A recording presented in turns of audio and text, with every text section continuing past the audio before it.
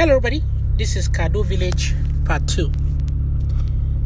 In this series, my objectives are to narrate my experiences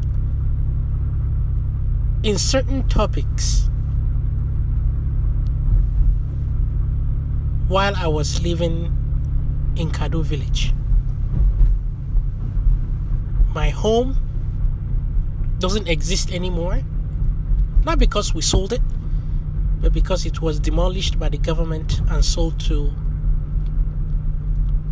somebody.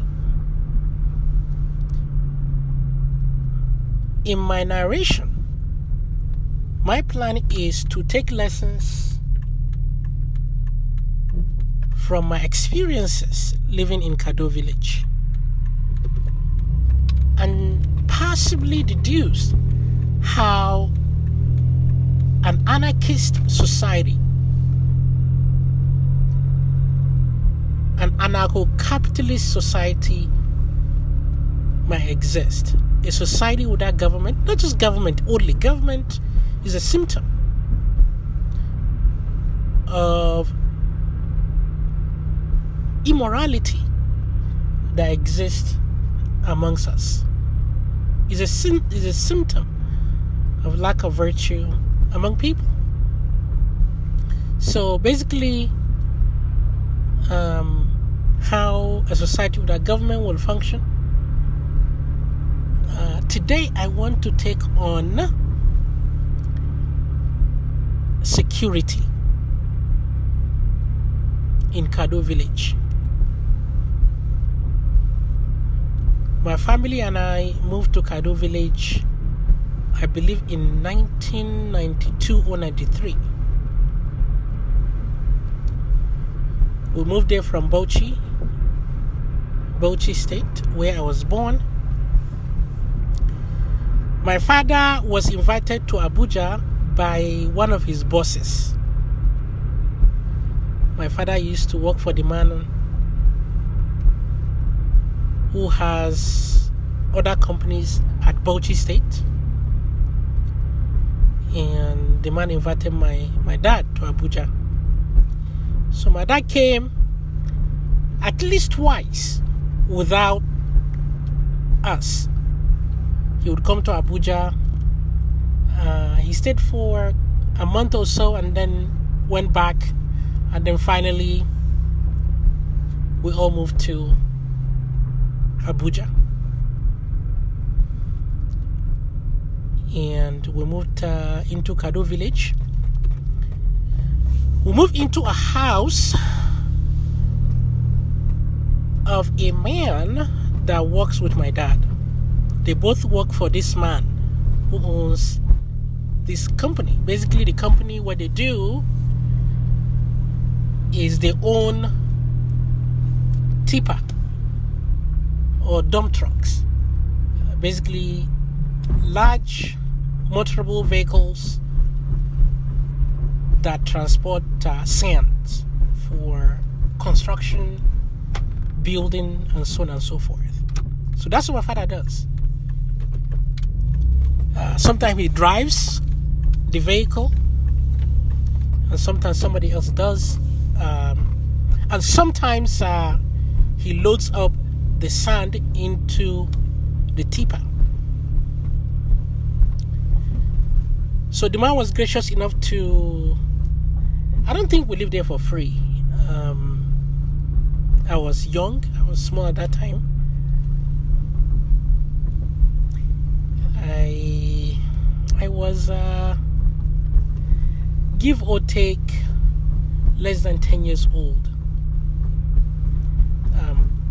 If you're wondering why I'm not sure about my age, it's because I do not know when I was born, for sure. I do not know when I was born. My parents don't have the record. So really at this time it's just all guesswork. In any case, so we moved there, and I didn't start school till a year later at least, when I began nursery school.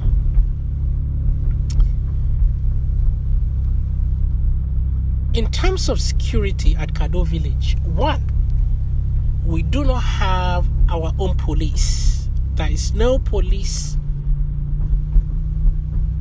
station in Kado Village. The reason why is because Kado Village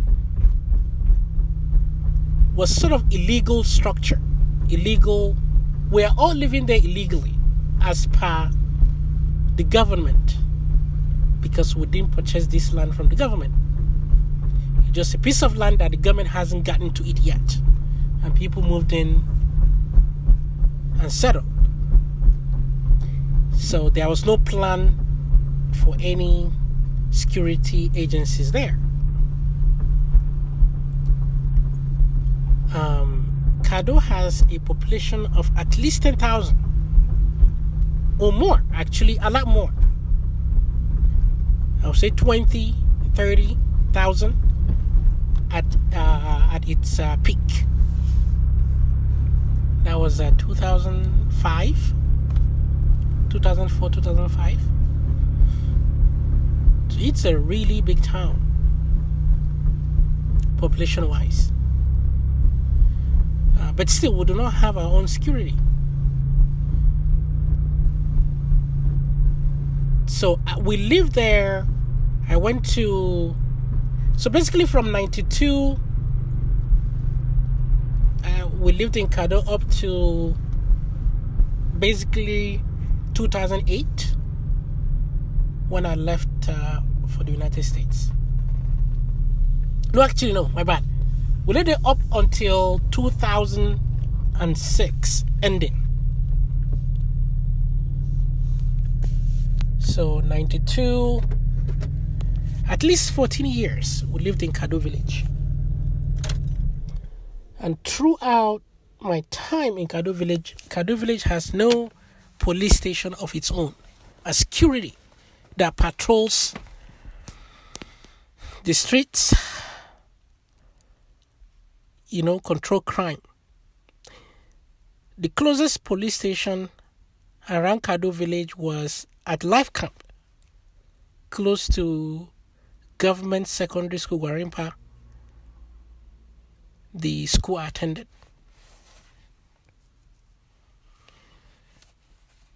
So how did a town of at least 30,000 survived without its own security that patrols the streets, that takes on crime reports, attends to any criminal activities? How come a whole town of at least 30,000 didn't descend into chaos?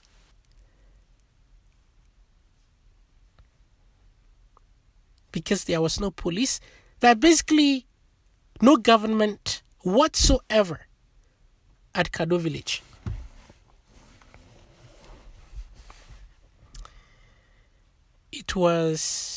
Living in Kado Village was the best memory of my life. It was the most, I feel a lot safer at Kado Village, honestly, than I am right now, here in the United States. And we do not have a security force within the town.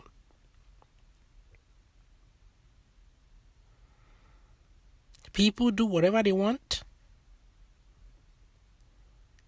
And within that chaos, everybody pursuing his or her own ends, people lived happily.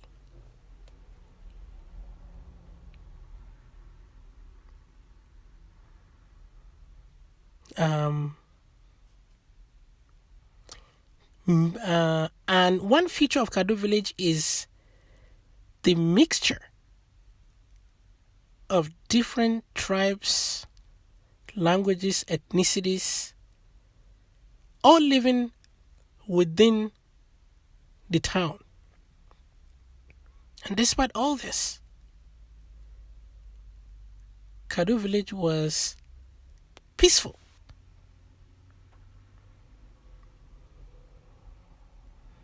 Issues are, issues that arise within people are settled privately.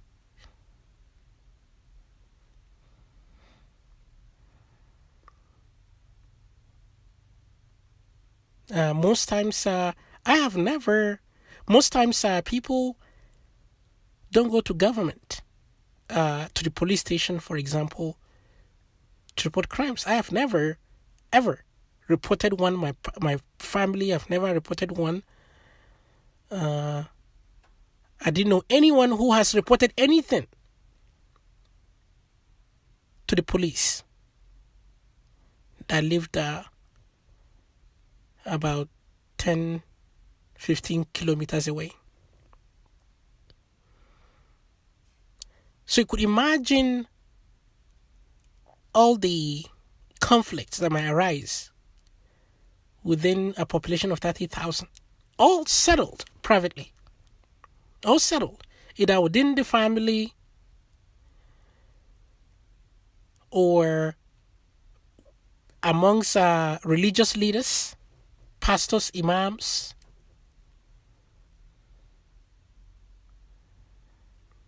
You never hear these things.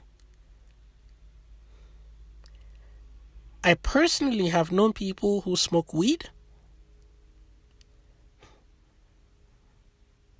They were not hurting me. I don't care. They do their drugs. I live my life. I lived my life. I do not have any right to impose my will on them. And we lived happily with them. There is the town center, or they named it, we used to call it PLC. That's where we go and watch movies, play games like pool, table tennis. Yeah, I mean, you could see many people inhaling just drugs, basically. Some of it is glue. At that time when people are really into glue, I've never done one. I've known people who've done it.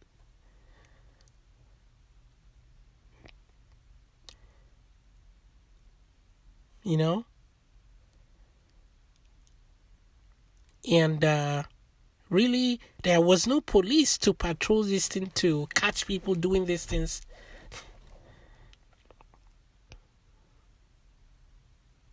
And people lived peacefully.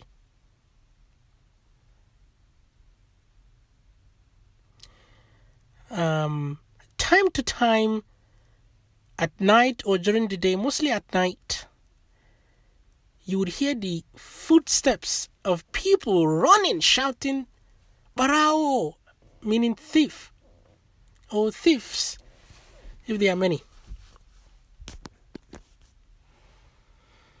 So basically, people chasing thieves. And the norm was when thieves are being chased, when a thief is being chased, other people join to catch the thief. And when the thief is caught, most times, he or she is taken to gidan sarki. Gidan sarki is basically the pioneer of the town. Is the first family that settled in Kado Village. And he has these undelegated powers, more like an icon of resolution of conflicts, if you want to. So, at least I've witnessed in one occasion where a thief was caught and was taken to Gidan Sarki, And I really don't know what happened then. But I'm sure he's not in prison because we don't have any prison. There's no jail. He's probably will get a warning and asked not to come back again. And that's it. And return the stolen items, of course. Really, really peaceful means. And that's how crime was controlled.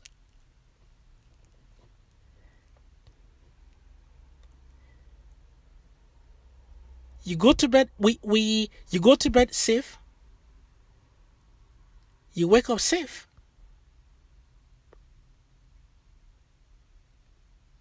We sleep outside,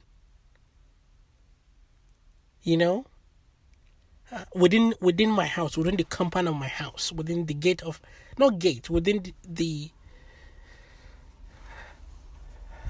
surrounding of my house.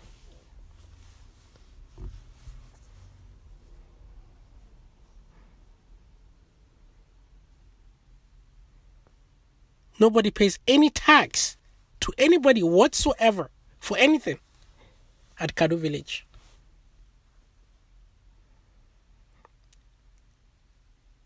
You gotta see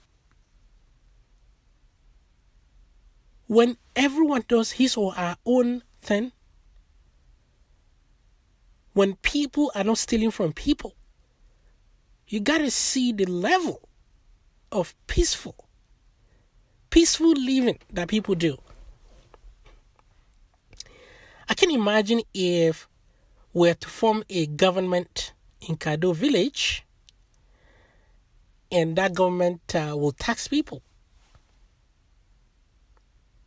with all the melting pot of people, different tribes, different cultures. That would have to really be bad.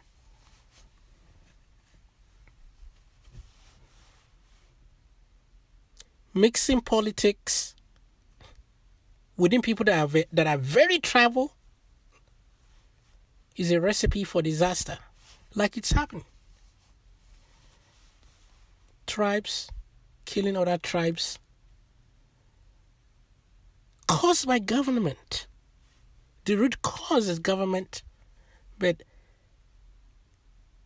the remote cause is government, but the root cause is us accepting government and other immoralities because we are not living virtuous. We accept stealing as normal, and we are reaping the consequences. I'm going to stop here, but I'm going to leave you with this. Imagine a town of different cultures, of at least 30,000 people, without one single security. And before I go, I think I need to say this.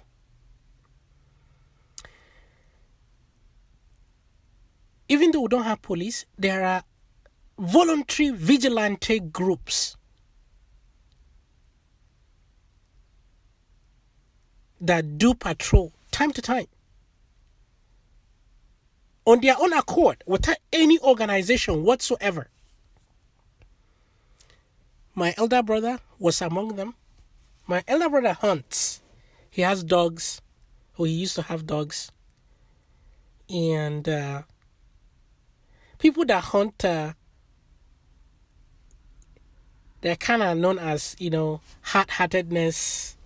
They are tough. And they are usually youth. And they help patrol, go around the night and just patrol the streets with their dogs. Voluntary, no organization whatsoever. They don't extort. There's nobody to extort money from. Time to time, they will go through houses by houses to ask for money. If you want to give them, like they will introduce themselves as people that patrol the night. If you want, you give them money. If not, they still do it. So just imagine that also. It's very possible for people to live without government. It will be a lot peaceful, and voluntary cooperation will be more.